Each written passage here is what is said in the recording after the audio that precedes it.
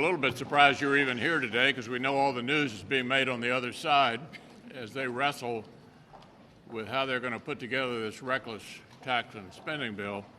It's important to note that the American people are mostly fixated on inflation. We have the raging inflation, as bad, some would argue, as back in the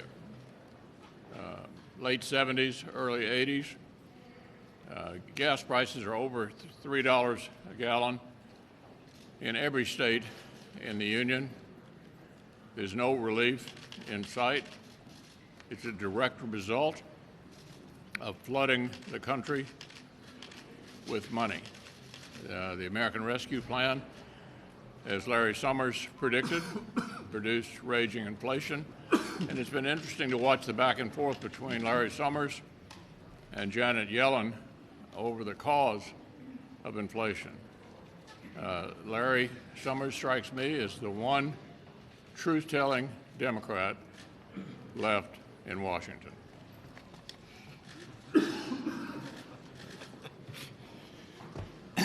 Well, you're going to hear and have heard already a lot of Republicans talking about increases in energy prices, and that is only the increase that we're starting to see in energy prices this year is only going to be worsened by the Democrats' reckless tax and spending spree.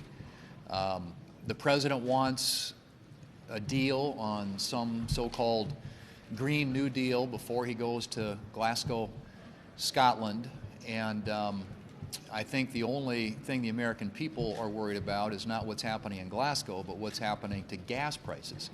If you look at heating fuel, if you look at just filling up your vehicle at the pump, cooking, anything like that, energy prices are starting to go through the roof. The prediction is in my state of South Dakota that this year we're going to see energy prices for home heating go up anywhere from 50 to 100%. And so the president's obsession and preoccupation with going and schmoozing with people in Glasgow, Scotland to talk about Green New Deal is, I think, completely lost on the American people who are caring a lot more about the prices that they're paying to heat their homes. It is, I think, remarkable that the president finds time to go to Glasgow when he can't find time to go to the border. So we have a historic number of people coming across the border. In fact, at the end of this calendar year, the prediction is have been 2 million people will have come across the border illegally this year. Biggest number ever in history, and fewest number of people being apprehended and caught illegally at the border. So I guess what I would say to the administration is it's not enough to go to Glasgow, Scotland. I think it's important to go to the border. And having a round table 1,000 miles away isn't going to cut it. You need to get down there, see the conditions that our border agents are dealing with, and understand the sense of urgency that surrounds what's happening at our border, the humanitarian and national security crisis it has become due to their bad policies. The American people have seen through President Biden's big lie. He was in Pennsylvania the other day, and he talked about the $3.5 trillion tax and spending spree. And he said the cost was 0, 0, 0. He actually said it 3 times. I would say, Mr. President, if the cost is 0, why are you having such a hard time getting people to vote for it? And a national poll has now shown that 64% of voters believe the president is actually not being truthful with them. It's conservatives, it's liberals, it's folks in the middle. Across the board, the people do not believe the President of the United States because they know the costs are real. The costs are real in terms of higher taxes, which will hit everyone in America. Taxes, you're going to see more debt, which is going to undermine Social Security and Medicare. And of course, we're going to see higher prices, which people are getting hit with inflation, whether you buy gas or groceries, whether you want to heat your home or just pay for your housing, prices have gone up across the board significantly. So one of the things the president also said is, well, let's not talk about the numbers.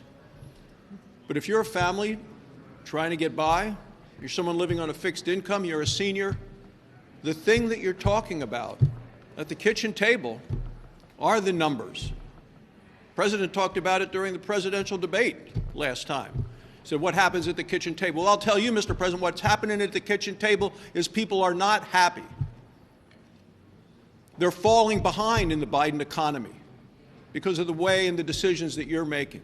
People are fed up, and they're fed up with being lied to. The best thing for this country would be an entire $3.5 trillion bill never becoming law.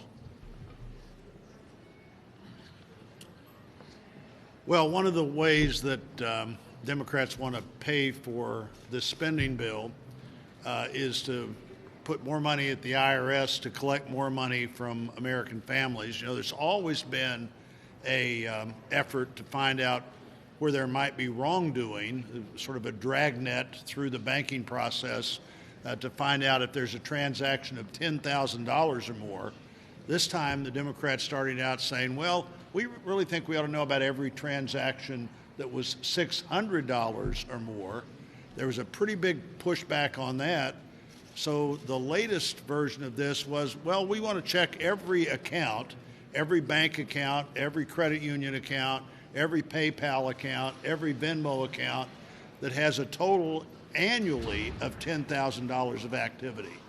So $10,000 of activity is every person that makes $834 a month and puts it in the bank, or every person that spends $27.42 a day through their bank account.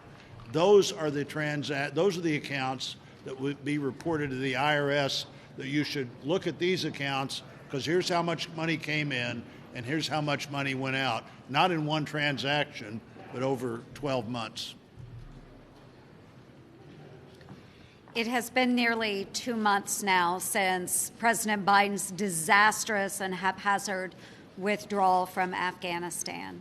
It was on August 26th that we lost 13 wonderful, honorable American service members in the attack at Kabul.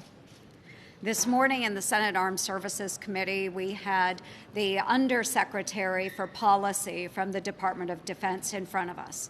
And what became abundantly clear through this committee hearing was that, one, President Biden has no viable plan for defeating terrorists that are in Afghanistan right now and plotting to exact revenge upon our homeland.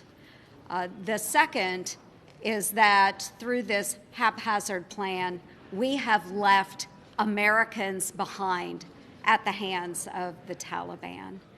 And so moving forward, Americans want to know why what happened, how it happened.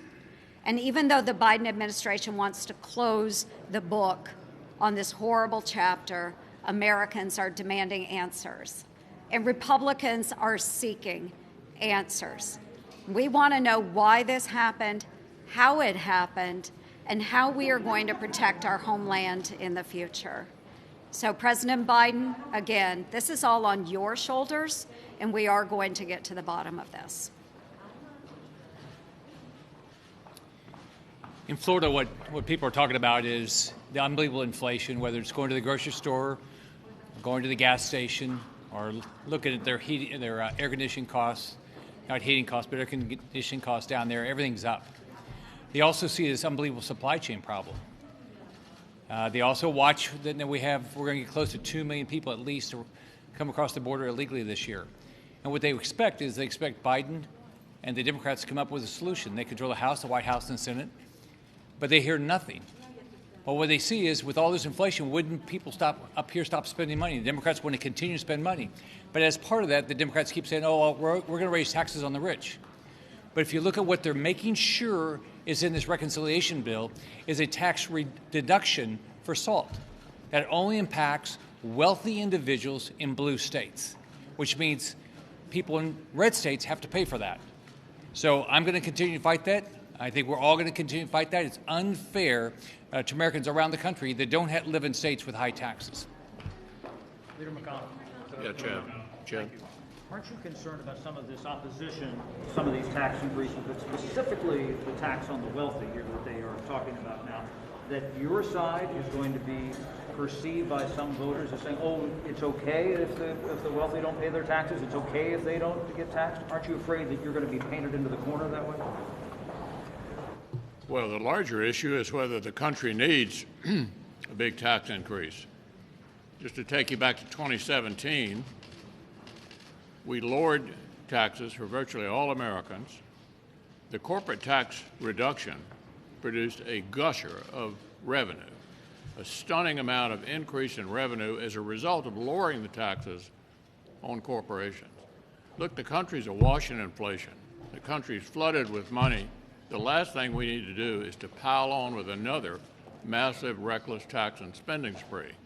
With regard to various pieces of it, we don't know what it's going to look like, which leads me to the second point.